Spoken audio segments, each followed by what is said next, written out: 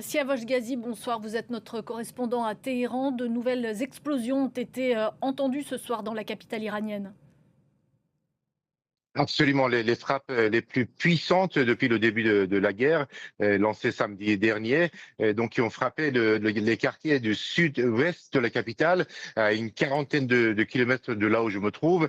Le ciel est devenu rouge, comme cela a été montré donc à l'image, et on sentait même les explosions de là où je me trouve, dans l'appartement où je me trouve, et les vitres tremblaient, et donc de très fortes explosion dans cette partie de la ville où il y a de nombreuses installations militaires et de bases des gardes de la Révolution ou de l'armée régulière, et donc les plus fortes qu'on a connues.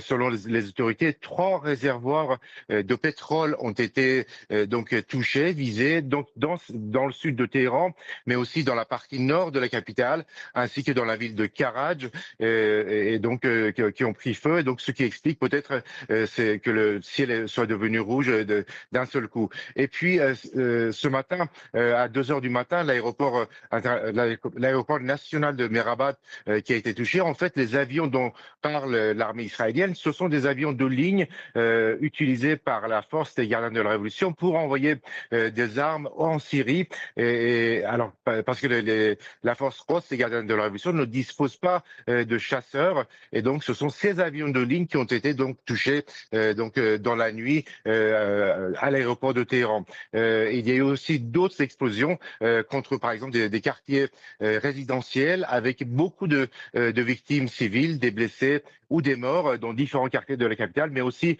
dans les villes de province.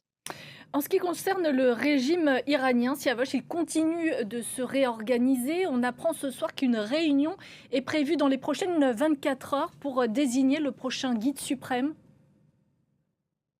Oui, après plusieurs jours, après avoir été sonné pendant plusieurs jours après la mort de l'Ayatollah Khamenei, on sent que donc le pouvoir se reprend.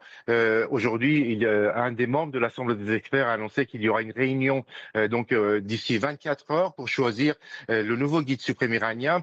Les médias avaient annoncé auparavant, en fait, un député a annoncé auparavant hier que 2 noms avaient été retenus par une commission spéciale et qui est chargé de sélectionner les différents candidats. Et donc, pour l'instant, les deux refusent cette nomination, mais finalement, un vote va intervenir et l'un des deux doit être en principe désigné comme le successeur de l'Ayatollah Khamenei. Et il y a une déclaration d'Ali Larijani donc concernant les déclarations du président Trump lorsqu'il a dit que c'est lui qui devait désigner le guide suprême iranien, le futur dirigeant iranien.